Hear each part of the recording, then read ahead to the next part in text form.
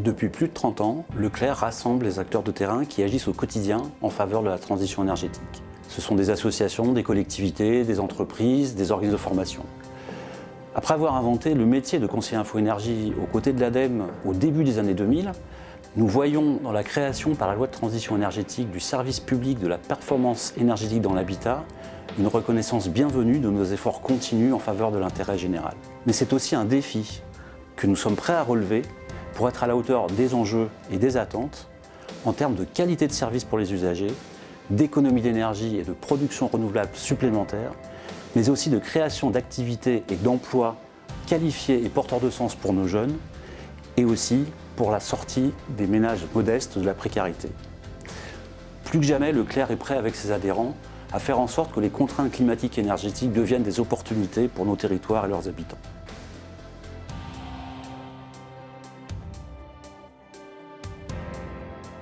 Dans le cadre de notre mission d'Espace Info Énergie, nous avons accompagné la collectivité d'agglomération de l'Ouest rhodanien dans la construction de son dispositif d'aide financière.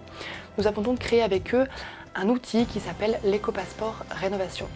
C'est un système à points qui permet de visualiser rapidement les travaux à prioriser et qui permet également à la collectivité d'allouer ses subventions de manière efficiente et afin de répondre à ses objectifs TEPOS, c'est-à-dire valoriser les énergies renouvelables, les matériaux biosourcés et la rénovation globale et performante.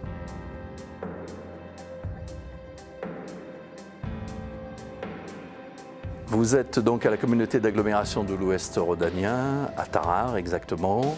La communauté de l'Ouest rhodanien est engagée depuis de nombreuses années dans la transition énergétique. La plateforme de rénovation énergétique est en place depuis 2015, avec plus de 300 rénovations sur 2016. La communauté d'agglomération de l'Ouest rhodanien met en place le guichet unique, renseigne les habitants et accompagne les artisans sur les chantiers pour la formation à la rénovation basse consommation.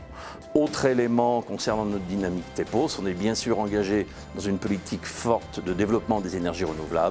On a donc un projet éolien sur le territoire, de la méthanisation avec injection et station de mobilité biogaz, des réseaux de chaleur bois, parce qu'on est au cœur d'un massif forestier, et des toitures photovoltaïques sur les toitures des collectivités du territoire de l'accord.